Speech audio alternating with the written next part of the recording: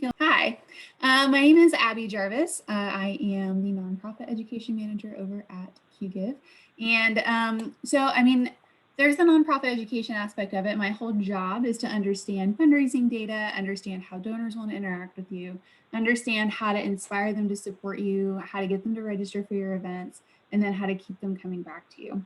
So that's my job, but it's also something I do outside of my job. I am a board member. I'm a nonprofit fundraiser on a volunteer basis. Right now, I'm actually applying a lot of what I am going to cover with you today to build out a new website for a local nonprofit here.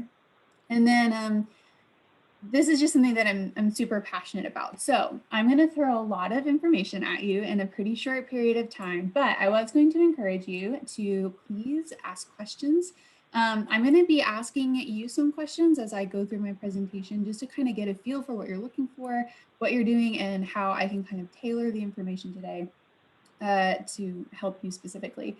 And I actually saw that Scott, asked if this information that I'm going to share today will help collect donations for a one-time event. And the answer is yes. What I'm going to cover today includes a look at each generation you're probably dealing with as you raise money, whether it's for a one-time event or an annual appeal or a standalone campaign. I'm going to look at what inspires them to give. I'm going to look at how they want to interact with you, what they want after they donate to you. And then I am going to do a little quick deep dive into Giving Tuesday, because I know that's an increasingly important campaign for a lot of nonprofits. So all that being said, I want to establish first why it's so important for us to understand these generational preferences. And the first one is retention. You have to retain your donors if you want your fundraising activities and your donor base to stay sustainable. I know you all work very hard to attract donors, inspire them to give to you. And you want to make all of that work and all of the money that you put into acquiring those donors have a good return on your investment.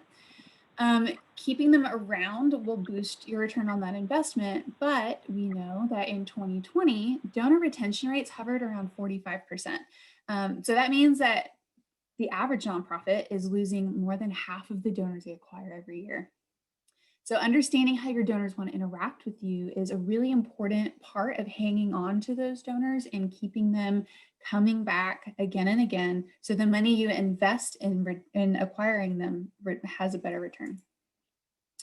So donor retention is the most important way to get a good return for the money that you spent acquiring those donors, but it's also a good way to build a sustainable nonprofit.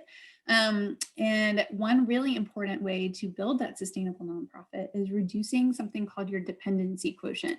And just out of curiosity, would you drop a yes or a no in the chat if you have heard of the dependency quotient? Because I get a pretty mixed bag when it comes to this, and I don't want to go into real deep detail if you guys are bored with that. Okay, so I'm hearing a lot of no's. People aren't familiar with that term, and it's totally fine. It's a kind of obscure metric that a lot of nonprofits, Scott says no, but Google is king. Way to go, Scott.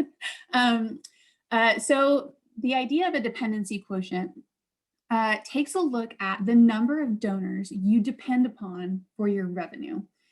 So the higher your dependency quotient, the more dependent you are upon one or two donors for the majority of your revenue stream. So if you raise $1 million a year, but $75,000 of that comes from a handful of major donors or corporations or like state grants or something, your dependency quotient is very high. If you lost one of those donors, that could be pretty devastating. If you raise $1 million a year and $75,000 comes from your wider donor base, so several hundred people, and you lose one or two of those donors, it's not that big of a problem. So if you have a very small group of donors who are responsible for the majority of your revenue, you have a high dependency quotient. If you have a lot of donors who are responsible for the majority of your revenue, your dependency quotient is low. And we want to shoot for that low dependency quotient. It's kind of like, I don't know anything about the stock market, but I always hear you want a diverse portfolio. You want to diversify your revenue streams so you're not very dependent upon one or two grants. So understanding how your donors want to interact with you, understanding how they want to give to you, what inspires them to give to you, and then understanding what they want from you before they give again is a really important way to retain those donors, build a solid donor base, and kind of mitigate some of the risk that you face as a nonprofit. That is why we created the Generational Giving Report. And I'm going to give you a little bit of background about how I got this information. So you know I'm not just like making it up. So in this report, we surveyed just over 1,300 donors, all different ages. We asked them about how they like to interact with the nonprofits they support. We asked them about some specific things. We asked them about how they prefer to give. We asked them how they decide to give. We asked what they look for in their post-donation communications. We asked a ton of other questions. And then at the very beginning of the survey, we asked each respondent to place themselves in a generational group. So that gave us a really easy way to split the data among different generations and see if we could find any patterns in how these different generations prefer to interact with their nonprofits. Ooh, wrong button. So here's who responded. So people who are younger than 25, they're the people in that light blue section. That's Generation Z. That's the youngest group of donors. Now, a note about them, because of legal reasons, we only interviewed people who were in Generation Z that were between the ages of 18 and 25. So this is not a representation of all of Generation Z. You may find that very young donors may prefer to interact with you in different ways. But people under 18 are probably not going to be a majority of your donors. We chose to focus for legal reasons and for practical reasons on Generation Z donors who are over the age of 18. Now, people who are in the millennial group, they're in the green pie slice here. Those people are between the ages of 25 and 34. People between 35 and 54 are in yellow. That's Generation X. They're often called the forgotten generation or the lost generation because I don't know if you've read the news lately, but there are always a million news stories about the baby boomer generation and the millennial generation, and Gen X tends to get lost in that conversation. The orange slice is a very important one to pay attention to. That's the baby boomer generation. They are right now the largest kind of cohort of donors when it comes to the amount of dollars given.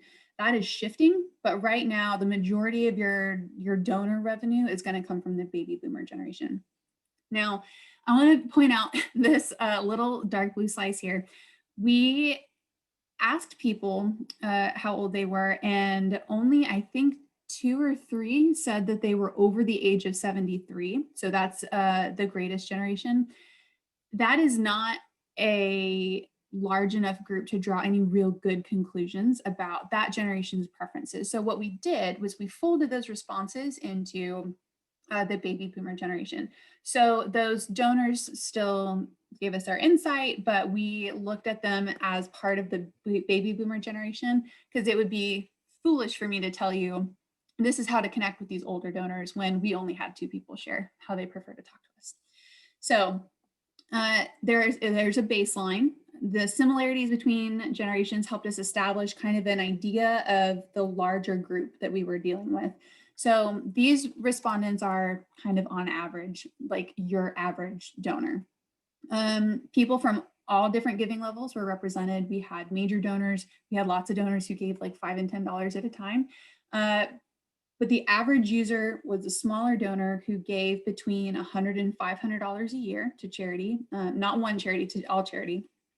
Most had given to a nonprofit long-term, and most had stopped long-term support of a nonprofit. I'll get into that and what that means.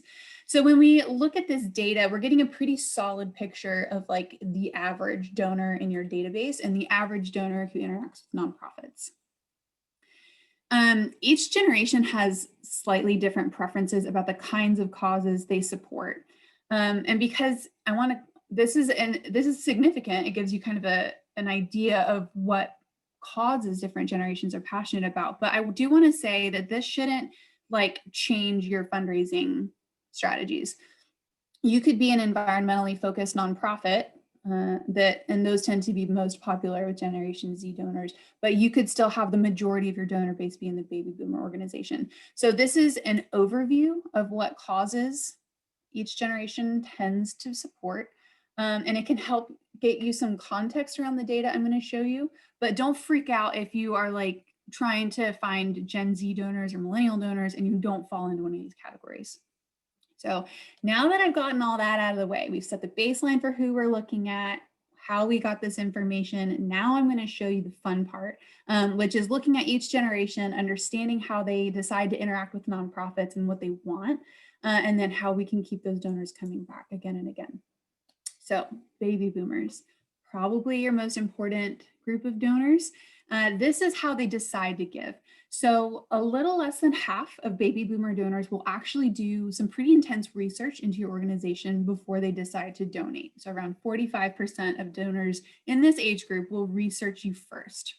And what they're looking for is information that will help them decide whether or not a nonprofit is respected. And when I say respected, the kind of connotation there is respectable. They want to know that you have some long-standing history. They want to know you have a history of impact. They want to see your financial reports. So they want to know that you use the money you raise wisely. And they are very put off by negative feedback that they get from their friends and family. So if they ask their cousin if they should support you and their cousin's like, no, they did a terrible job stewarding me after I made a gift, they're going to think twice about donating. They are also very put off by unreasonably high overhead. And I want to use that term unreasonably because I mean, we all know the long-standing conversation around the significance of overhead and what that means in the nonprofit world. People are generally pretty generous when it comes to overhead. When I say unreasonably high, I mean if you're raising $1 million a year and your CEO is making 500,000, they're gonna raise their eyebrows. So they're not put off by overhead; they're put off by very high overhead. This is a fascinating group because they are really split about how they want to interact with you, digitally or by analog. So 43-ish% of these donors want to donate to you by direct mail. They want to get an appeal in the mail. They want to send you a physical check. And if you are reaching out to this group of donors and sending these direct mail appeals, you are going to want to include a self-addressed stamped envelope along with it, so they are more likely to send in that check. These people are increasingly excited or willing to go online and donate. This is something, it's anecdotal, but I heard it from a lot of nonprofits during the COVID pandemic. They were worried that their direct mail donors weren't going to want to go online to donate, but there was no one at the office to process checks. So they were just very honest with their direct mail donors, asked them to give online, and people were very willing to do that. So when you're sending these direct mail appeals, try including a little link to your donation form. It should be something simple like yourorg.com/donate. So it's easy to get there. When you are engaging these people who are donating online, they are pretty split about whether or not they will choose to offset processing costs. So I've seen a lot of debate in the nonprofit world around, well, should we give people the option to offset processing costs by like adding a little extra to their donation? Is that going to turn people off? Are they going to be mad about it? The answer is no, they're probably not going to be mad about it.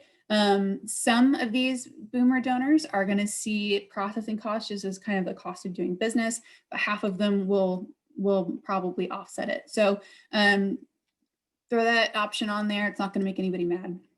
And if it does, it's going to make a really small minority of people mad. But now what's interesting about this group, and where I spent a lot of time scratching my head when I was interpreting this data, is that this group of donors is very comfortable online and offline. So many of them want to get direct mail appeals, they want to give by check.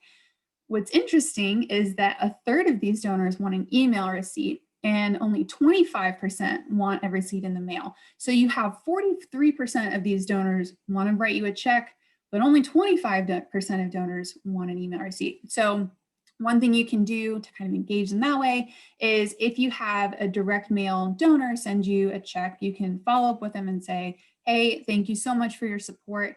I would love to get you your receipt. How do you prefer to receive that? Would you like it in the mail or would you like it by email?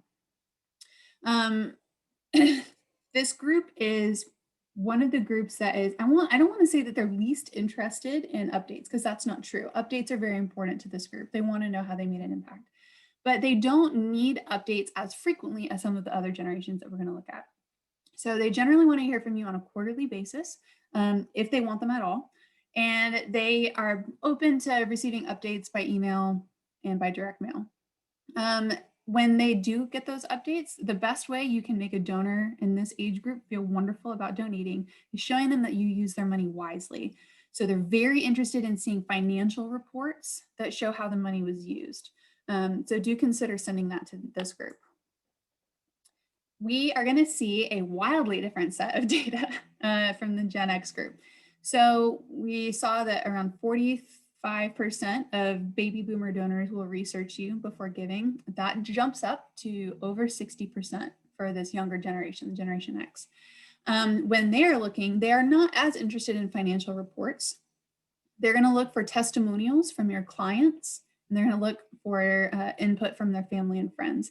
So if you want to appeal to this group, try including some testimonials or some stories from your clients or the people you serve, so they can get a glimpse at the real life impact you're making in your community. This group will check Google reviews, which I think is fascinating. I don't think I've ever looked at Google reviews for a nonprofit, but I'm not in this generation. If you are going to appeal to them, do try to get people to leave Google reviews, whether that's donors or clients. It can be up to you. A mix of both is always great. But whatever you do keep up on your website. This group is very put off by outdated websites. So if it's been a little while since you've given your website an update, if it looks dated, if it's got broken links, if the last time you posted a blog article or something was 5 years ago, it's time to update that. They're also put off by poor reviews on third-party sites. So if you do get a negative review from Google, and this is important, if you get a negative review on Google or anywhere else, do not delete it. It will look bad. What you can do instead is leave a very thoughtful reply to that review. So that way it shows these donors that you are open to receiving feedback, you are gracious when receiving feedback, you care about the feedback people leave you, and that will make you look much better in their eyes than deleting negative commentary. When they decide to give to you, they very much want to give online, and that's going to be a theme for the younger generations. Almost 40% of them want to give through social media channels. So that means two things. So one, yes, that is Facebook fundraisers. They'll drop a $25 donation on a post that you leave.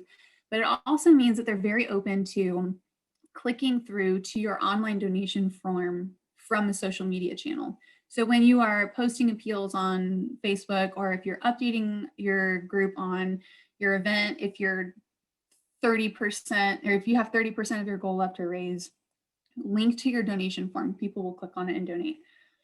This was funny. So 47% of these donors like to give by transferring stock or other assets to you. We didn't have the capacity to really dive into what that means. What this could mean, yes, people could just leave you stock. This also means that they could be looking at recognizing you in their wills or their estate plans. It could mean them wanting to donate larger assets like real estate or cars or whatever else. So that's not something that you need to include in your fundraising plan if you want to get with this group, but it does mean if you decide to run an in-kind donation campaign, do try reaching out to your Gen X donors. That's the thing that they're interested in. I thought this was also interesting. Around 40% of them like to give by e-check or electronic fund transfer. I don't think I've ever set up an EFT donation in my life, but this group is very interested in doing that. So when you're setting up your donation form, if you're kind of wondering if you should include the option to donate by e-check, do include it, especially if you know that you have a decent number of Gen X donors in your database. Generally, the processing fees for EFTs are lower than credit cards, so it's definitely appealing to them, and it can be appealing to you. Now, this group is very motivated by tax deductions. So here's a fun thing. So this group is very motivated by tax deductions, but a lot of testing has shown that including language around tax deductibility on your donation form can be very off-putting to a lot of people. So if you want to make this group feel wonderful about donating, try including some language about the tax deductibility of their gift in the receipt. So it's not the primary focus, it's not the primary motivator for these folks to donate, but it is important to them. So give them what they want, but do it off your donation form so you don't kind of alienate others. This group is very likely to offset processing costs. I don't remember the percentage off the top of my head, but something like 65% of this group said that they would add a little extra to their gift to take the processing cost burden off of you. So it's a great option to include on your donation form. Now, when they are interacting with you after they've given, they generally want email receipts. They want to interact with you online, and they do want those receipts immediately. So having a setup where your donation form automatically generates a receipt after they've given, it's a good idea. They are a little more interested in receiving updates than their baby boomer counterparts. So some of them either want them quarterly or they want them monthly. Luckily, there are some surveying tools that you can use. SurveyMonkey is a great one. You can ask your donors their communication preferences after they've given and get a little more information about how they want to hear from you. One thing that I love is that this group is very interested in receiving updates from you, but like through a personal phone call. They really want that human connection. So if you really want to knock your donors' socks off when they're in this group, give them a personal call, give them a little update about how their donation was used and the impact that they've made, and you will just blow them away. Millennials are, just as a question, how many of you have had conversations with your board because your board is worried about engaging millennial donors? This is something I hear a lot of in the nonprofit world. I know it's a conversation that we've had at the nonprofit where I volunteer, and I'm here to tell you that there have been so many think pieces and so much speculation about what millennials want. And really the answer is they want exactly what their parents want. They just want it in a little bit of a different format. So here's what they want. 2/3 of millennials are going to research you before they give. I want to say that's about the highest percentage of people who research you of all the generations. Where they're going to look as your social media channels. They want to see updates from you about what you're doing and how you're using the dollars that your donors give you. And they want testimonials from anyone who will give you one. So share your client stories, share volunteer stories, share feedback from your donors, share information about your board members. All of that information that you can think of is valuable to your millennial donors. If you want to turn off a millennial, if you want to make them not donate to you, don't maintain your social media presence as well. So they're very put off by poor social media presence. When I say that, I don't mean that you need to be present on every channel. That's not what I mean at all. What I do mean is that if you have a channel, use it frequently and update it regularly. So you don't need to have a Twitter account. A millennial isn't going to look you up on Twitter, see that you don't have one and say like, well, I'm not donating to them. What will put them off is if you have a Twitter that hasn't been updated in 6 months. So pick 1 or 2 channels that you're really like into using and maintain those frequently. They're also put off by inconsistent communications. So if you communicate with them, if you send out a monthly newsletter and then they don't get any newsletter for like 3 months, they're going to think that that's pretty weird. Oh, Robert says that they're not super worried about millennials. They have great interest in this emerging generation, and they are a fascinating group. I can't wait to talk to you about them. So here's a fun thing. So we saw that baby boomers are moving from analog to digital. We saw that Generation X is very digital. Millennials are taking that into the next step, and they're moving into the mobile digital fundraising. So around 1/3 of them want to donate to you either by text message or app. And about 30% of them, 28 and change, want to give with a digital payment system. So that's PayPal, Apple Pay, Google Wallet. Some of them may even be interested in donating through apps like Venmo or Cash App. That's a very slippery slope for nonprofits because there are a lot of rules around like compliance, and then rules on apps like Venmo about what transactions you should and should not use. So be careful if you're using an app like Venmo. They're only somewhat motivated by tax deductibility. So Gen X, very motivated by it. Millennials think that it's a nice perk to have, but they don't really care. So it's a good idea still to keep that language around tax deductibility in the receipt, not on your donation form. And they are very likely to offset processing costs. So just keep including that on your donation form. When they interact with you after they give, they generally want their receipt within 24 hours. So if you have already set up an automated receipt that goes out after someone gives, you're appealing to your Gen X donors, you're going to appeal to your millennial donors here. So you're already covered. They do want to receive updates a little more frequently. So they're also looking at quarterly or monthly.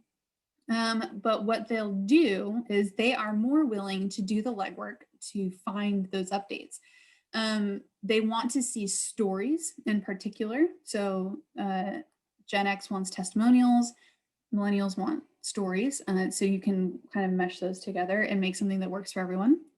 They're going to look on social media. So social is king for this group, but they do appreciate personal phone calls as well. Now, here's a question that I am asked regularly. I hear from a lot of people, we try to call all of our donors, we want to thank them, but they never answer the phone.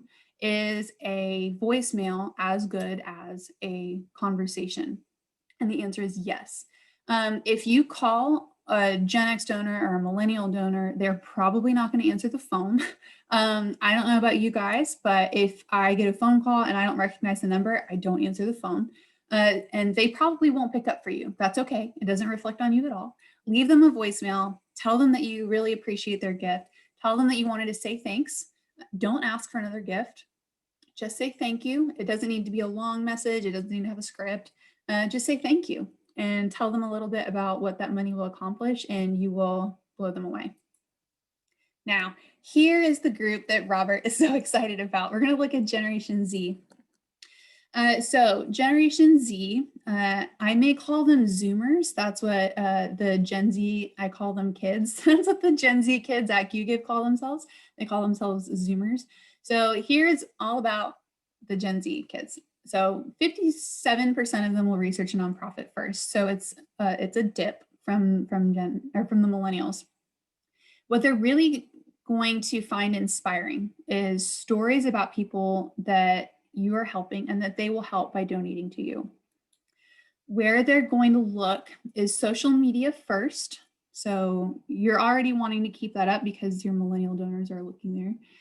But they're also going to look at local media, which I find fascinating. That local media didn't even place in the top 5 for the other generations, but Generation Z placed number 2. So anything you can do to build relationships with local media. So think like local news channels, local magazines. They probably aren't really going to look at the newspaper, but maybe they'll watch a news clip on YouTube. Anything you can do to kind of build some visibility into your nonprofit by reaching out to those channels is going to benefit you. Like their millennial counterparts, they are very put off by poor social media, and like their Gen X counterparts, they are very turned off by outdated websites. So Generation Z, we kind of call them digital natives. They're the first generation who the internet was always just kind of a fact of life. Many older millennials still remember the internet becoming a thing. Generation Z has grown up on the internet. They're digital natives, and having a poor digital presence is a huge red flag for them. Around a third of these donors like to give through social media channels. So everything you're doing to interact with your Gen X and your millennial donors are going to benefit this group as well. Now, their preferred giving channels are pretty weird. We spent a lot of time giggling over some of the responses we got and then trying to suss out what it actually meant. So 41% of them said that they preferred stock or asset transfers. Now, I may be totally wrong, but I can't imagine like a 19-year-old getting ready to transfer a bunch of stock to a local nonprofit because they saw like a great social media post. So what we think that means is we think they are interested in donating in kind. So if you are running a food drive, they are ready and willing to collect food for you. They'll donate clothing, they'll donate toys, they'll donate things like that. So that's kind of a guess on our part. It's an educated guess, but it's still a guess. And most of that is looking at their buying power. This group doesn't have a ton of disposable income yet. And it's an educated guess, but it's a guess. Another third of them said that they were interested in donating using digital currencies. So when we say digital currencies, that's Bitcoin, that's what's the Ethereum, something like that, Ethereum or Ethereum, I don't remember. But we unfortunately didn't have the opportunity to reach out to a lot of these younger donors and ask specifically like, hey, have you ever donated using Bitcoin? Are you mining Bitcoin? Like what's this digital currency you're talking about? What we can draw from this is that they are, again, like I said, they're digital natives. They're interested in interacting with you digitally.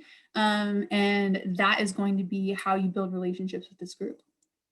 Like their millennial counterparts, they are not really motivated by tax deductibility, and they are very likely to offset processing costs. So keep that in mind when dealing with this group. Now, this group is interesting in that they want to hear from you much more frequently than their other generations. So they want an email receipt, which is not surprising to the digital kids. They generally are a little more lenient. So Gen X wants those receipts right away. The millennials want them within 24 hours, and Gen Z is like, as long as I have it within like 2 days, that's fine. So they do want to hear from you around once a month with updates. And what they're really interested in is stories from the people that they've helped. So that's what inspires them to give. That's what will keep them coming back. And they are going to look on social media to see those. Shocking, I'm sure. But I thought it was very interesting that this group really appreciates personal phone calls. This is not a group I thought would appreciate personal phone calls, but when I stopped and thought about it, it really made sense. These people are online all the time. They always have been from the time they were very little. And you and I know how many emails we get and how many social media posts we see. And this just shows that even the very young, very tech driven, very tech savvy kids like 18, want that personal touch. They want a personal relationship with the nonprofits they support. So if you want to really blow them away, tell wonderful stories on your social media, follow up those stories with a quick personal phone call or voicemail, letting them know that they are making a difference and this group will stay loyal to you.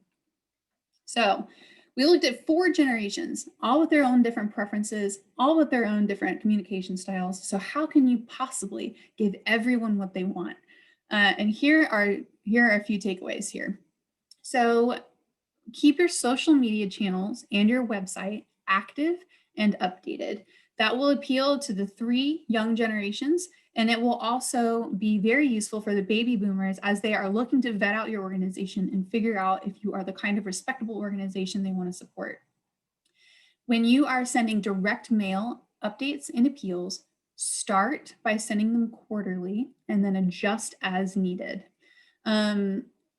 If you are unsure about who to send direct mail to, because we did see some pretty wildly different perceptions of direct mail among the group of people that we surveyed, try sending out a survey asking your donors how they want to interact with you and what they want from you. If you frame your survey as saying like, hey, we really appreciate the support you've given us. You have done a wonderful thing. We know that you're investing in a cause that's important to you. How can we help you like stay up to date on what you've achieved? People will answer your surveys more readily. So just ask them, how do you want to receive updates? Do you want email? Do you want direct mail? If you notice that like 10% of your donor base is interested in direct mail, maybe you don't have to spend as much time and money working on direct mail. You never know what you're going to find. Everybody's donor base is different. So what works for one nonprofit may not work for you. And what works for you may not be a good fit for another nonprofit. Then once you know what your donors want, you can use that to adjust your communication schedule. Now, I mentioned at the beginning of the webinar that the majority of the people we surveyed said that they had given to a nonprofit long-term, and the majority also said they had stopped donating to a nonprofit that they had previously supported long-term. So we wanted to understand why a donor in each generation stopped supporting a nonprofit that they had previously been very committed to supporting. So at first glance, these are the top 3 reasons for donor attrition in each group. And at first glance, it looks like each generation had very different reasons for ceasing their long-term support. But if you look a little closer, there are some really interesting patterns that start to emerge. And the first pattern relates to your donor's perception of how their money was used. So take a look at this. Baby boomers and Generation X stopped giving because they felt that their money wasn't used wisely. And Generation Z and Millennials either felt that they didn't make an impact or they were never told what their impact was. So they're all different reasons, but all 4 of these issues could be addressed by sending periodic impact updates. Let your donors know specifically what their money accomplished or achieved, show them how you invested their money, and let them know the real world impact that it made. So client stories, testimonials, all the things that they've already told us that they love seeing. One well-crafted impact report can cut down on donor attrition in all 4 of these donor groups. So that's one way to appeal to all of your generations in one kind of fell swoop. The next pattern relates to the frequency with which donors were asked for money. So check this out. Baby boomers felt that they were asked for donations too often, and all of the other generations felt that they were never asked for support. So why is this happening? And the answer is probably in the way we are communicating with each generation of donors. Now, if you remember, baby boomers are the only generation that feel that they're being asked too frequently, and they are also the only generation that overwhelmingly prefers direct mail communication. So if you are looking to communicate with your donors, you may be focusing very much on updating people on campaigns through social media, but not through direct mail, which is where baby boomers want to receive updates. If all of your mailings are appeals, if you're sending out your quarterly appeals, but you haven't sent out an update that just tells these donors what their money has accomplished, you may only be sending your baby boomers appeals in the channel. So they're never getting updates, they're never getting impact reports, you're only asking them for additional support. So you may be doing a great job of updating your donors on their impact online, but if you aren't updating your donors on their impact through direct mail, you may be alienating this generation of donors. Now, flip that situation for your online donors. If you're doing a wonderful job posting updates on social media, but you aren't asking people to give periodically on social media, the donors who look to social media for updates may never see an appeal, and they may never feel like they're being asked for support. So I'll use myself as an example. I'm a monthly donor to a conservancy organization in Georgia. I live in Florida. They are wonderful at posting updates. They're so good about posting what's blooming in the area, what trails are open, the latest river cleanup that they've done. I know that they have upcoming events, but they've never asked for a donation in their appeals. So I'm a monthly donor, so I don't really feel like I need to worry about getting appeals. But if I was a one-time donor, I gave to them, I know all kinds of what they're up to, but they've never asked for my support again. So sharing updates on both channels, digital channels and direct mail channels, is important, but it's also important to remember to ask on your digital channels as well. I also wanted to point out this really interesting reason that the 2 younger generations have in common. Millennial and Generation Z donors support, like they represent the smallest slices of the charitable giving pie.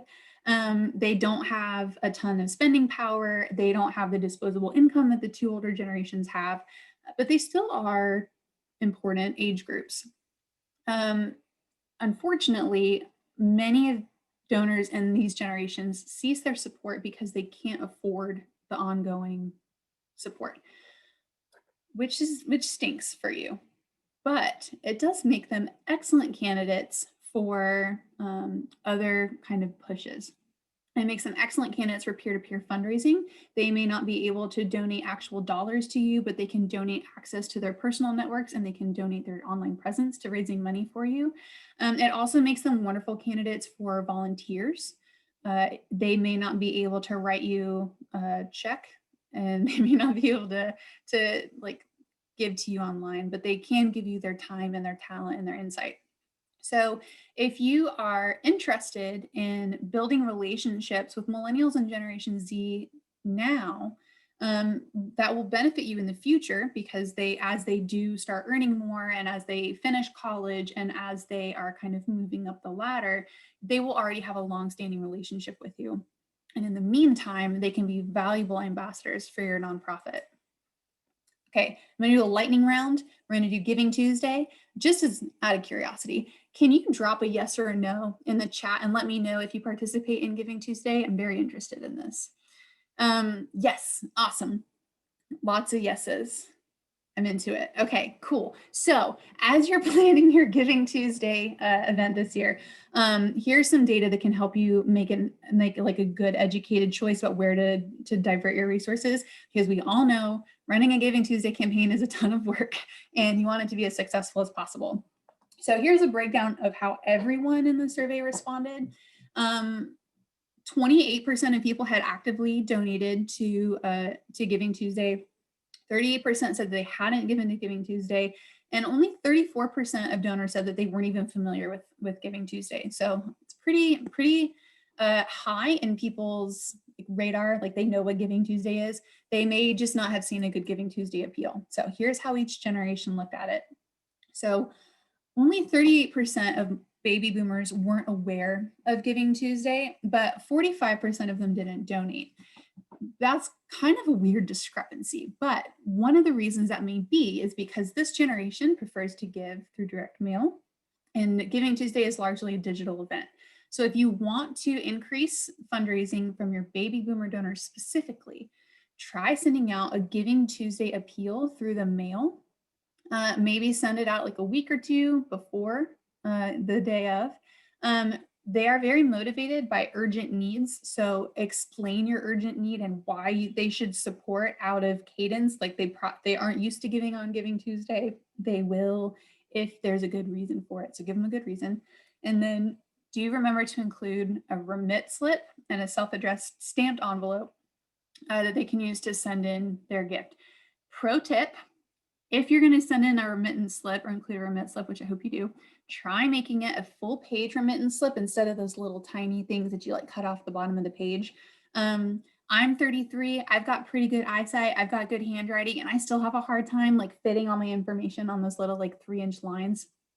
Your older donors who maybe aren't as comfortable like getting really close to the page and squinting may have a harder time filling out those very small remit slips. So boost your return. It's a little more expensive in terms of postage, but it'll pay for itself. Gen X, very aware of Giving Tuesday. 33% of them donated to a Giving Tuesday campaign. So the question then, of course, is why didn't they give if they're aware of it? A lot of this probably boils down to the fact that we just aren't reaching them on the right channels. So one thing you can do is send an email appeal, or even a couple of email appeals, and fill them with testimonials and personal stories from both your clients and your donors. So you could have one from a client. A great example would be like, so-and-so was worried about how to feed her children when she lost her job due to the pandemic. She was able to come into our food pantry and feed her kids. And then in another email or a social post or something else, you could say, have a story about a donor that received or they didn't need to worry so much about where their next meal was coming from during this difficult economic period, but they chose to support you because they wanted to support their community. I made those up off the top of my head. Don't be much more eloquent when you put yours together. But whatever you do for this group, make it very easy for them to give. We know that if it is hard for a donor to find your donation form, if there are too many fields to fill out, if it takes too long, if your form is confusing, they'll just get discouraged and not donate. So make it very easy to give. And then of course, remember this group likes immediate receipts. So set that receipt up before Giving Tuesday and have it ready to go automatically when someone makes a gift. There was a bigger boost. So 33% of Gen X donated, 38% of the millennials donated, and they're very aware of Giving Tuesday. So again, like they're very aware, but a lot of them didn't donate. Why is that? The best way to get this group to engage with you on Giving Tuesday is to get and stay active on your social media channels. All of the like goofy best practices about how frequently you're supposed to update your social media pages and whatnot, that all kind of goes out the window on Giving Tuesday. Stay active on your social media channels. Your audience will appreciate it. The best way to get their attention is to share a lot of pictures and stories from people who are benefiting from your organization. And then, pro tip, try a text giving keyword to engage this group, especially because this group in Generation Z are very active on social media on their phones. It can be kind of awkward for them to click over to a donation form and then fill out all the information. Even if your form is mobile optimized, it may be easier for them to give by text. So try that out. We remember this group, around a third of this group likes donating by text. It's interesting to me that Generation Z has a lower awareness rate of Giving Tuesday than their millennial and Gen X counterparts. Why I think that may be is because Generation Z is active on different social media channels than the other ones. Most of Gen Z is not on Facebook, or at least they're not active on Facebook. Most of this group is very active on like Instagram and TikTok and some of those other very visual channels. So we may be asking less frequently on those channels where they're hanging out. So if you want to engage this group, remember this group is very driven by their understanding of the impact they've made when they make a gift. This group doesn't have a lot of buying power. So when they give to you, it's a big deal for them.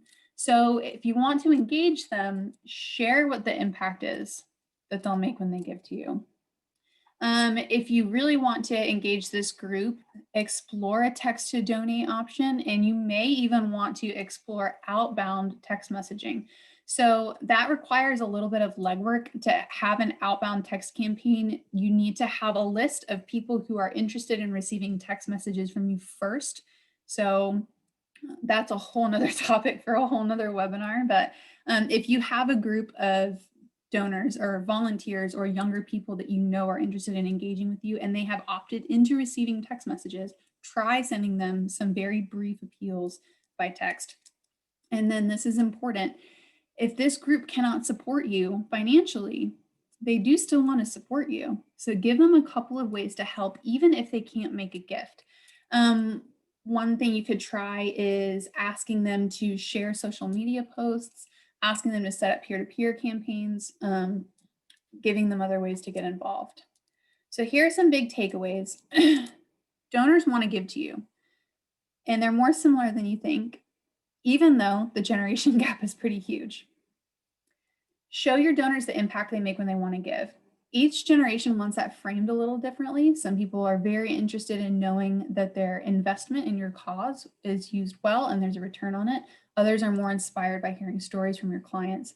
And then whatever you do, track how your donor base is engaging with you and use that data combined with this data as a starting point for communication.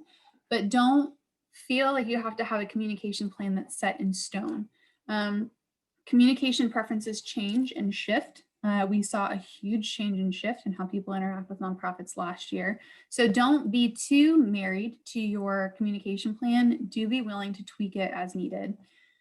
Your social media channels are important. Keeping your website updated is important, but ditching analog methods like direct mail and phone calls right now isn't the best move. a lot of people are still very interested in engaging with you in those platforms, in those channels.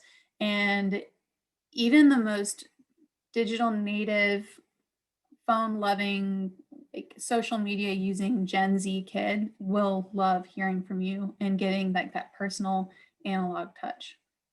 Okay, so just wanted to let you know, you'll get the recording and the slides, of course, but we'll also make sure you get a link to download the generational giving report. It's not all just data like this was. There are a lot of checklists and a lot of like takeaways that you can use as you set up your campaigns. Now, I did see this comment from Scott. This all makes sense, but unless you ask demographic questions, it may be arduous to determine that initial engagement unless you make it a point to appease all audiences, which requires a lot of forward thinking. That's a really great point. And I want to say this so I don't want you guys to worry about engaging everybody. You are a fundraiser. Your job is extremely important. Your job is also extremely stressful. And you may not be able to sit down and come up with a comprehensive communications plan that touches every group that I just mentioned. If you are a fundraiser, it is better for you to reach the donors that you know are supporting you. If you know that the vast majority of your donors are baby boomers, you don't need to put a ton of time and effort into attracting millennial and Gen Z donors. You do, of course, want to build a presence and at least be on their radar, but most of your energy should really go to connecting with and inspiring the people you know are going to support you.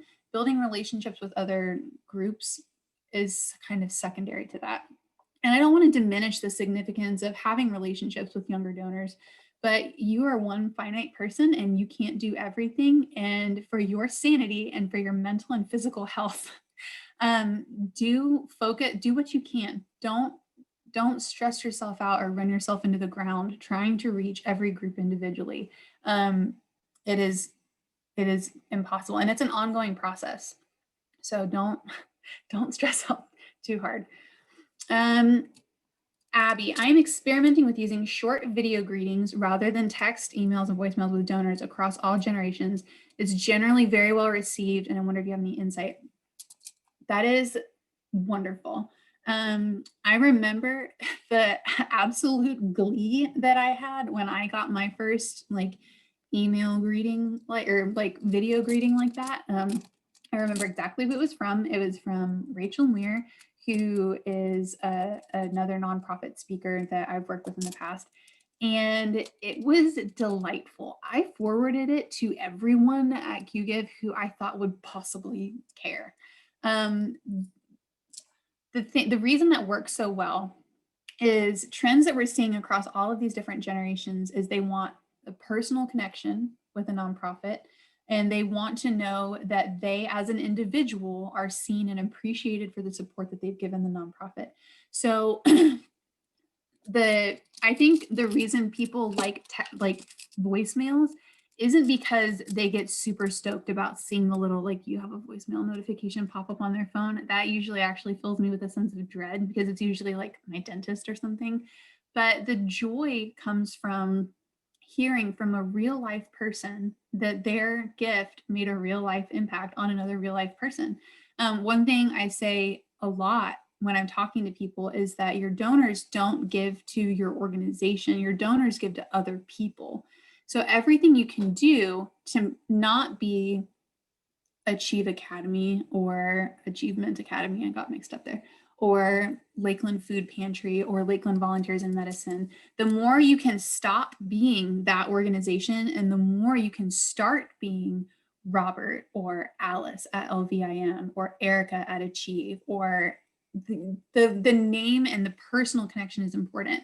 And the video greetings are a super cool way to do that. I know it made a huge impression on me, and it's making a huge impression on a lot of other people. So if, Robert, I'm interested what platform you're using to connect. So Brianna asked, Are these video greetings general for campaigns or individual thank yous to donors? It's a little bit of both. So the ones that are really knocking my proverbial socks off are individual, but really what it is it is like a 15-second clip. It's just you saying like, hey, Abby, we received your donation. Thank you so much. Because of the gift that you made, one of our students is going to be able to pay for her GED course. And that's one that I've received. Robert is saying that he's using something called Buongiorno, which is a really cool platform. Another one that I have seen people use is called BombBomb. And these let you make very personal like connections without a ton of work. I know that there are a couple platforms. I don't remember which ones off the top of my head, but you can like film a quick thank you clip and then that is general and then drop it into an email that's addressed personally to the donor. So maybe the video doesn't say like, hey, Abby, I noticed you made this gift and I really appreciate it. It could just say like, hey, I noticed you made a gift, not use the name. I really appreciated it. I wanted to let you know the impact that it's going to make. The only tricky thing about making those kind of generalized ones is that if you don't update them regularly and your donor gets the same exact video the next time they give, it seems less personal, it seems more automated, and it's less delightful that way. Oh yeah, Robert says that he keeps his simple, clean, and personal, and that he keeps all of them to less than 90 seconds. And he said he's sharing his best secret here, but he hopes it's helpful to someone else. Erica just chimed in and she said she's seen some really cool birthday fundraiser video campaigns as well. So it's essentially like a happy birthday message that you send to your supporters. And then in that message, you can kind of encourage them to create a Facebook fundraiser for them. So saying like, hey, Abby, we noticed that it's your birthday. Happy birthday. We hope it's wonderful. Did you know that one of the most valuable things that you can do to celebrate your birthday is by raising awareness about whatever organization this is. So lots of opportunities to connect with people through video. Very cool things you can do there. Did I hear Erica come back on? I'm still here. Yay, awesome. It looks like I didn't even mean to like usurp your Q&A. It just kind of happened. I'm sorry that I did that. No, that's perfect. I think we're wrapping up, and thank you so much, Abby, for all of your amazing insights. I think we all learned something that can help us with our fundraising strategies. But if anyone has any other questions, feel free to pop them in the chat. Otherwise, we'll call it a day. Absolutely. Erica, thank you for letting me hang out with you. This is one of my favorite topics. I love talking about how to connect with people, and I really appreciate you guys like conversing with me and interacting with me in the chat. It makes it so much more fun to present when I know that you guys or like when I can tailor my data to what you guys are experiencing. All right. Alrighty. Well, thank you so much, everyone, and thank you so much again, Abby. We love this topic over at Qgiv. So helpful for everyone. So as always, thank you for lending your expertise to us today. Thank you so much, everyone. Have a good one.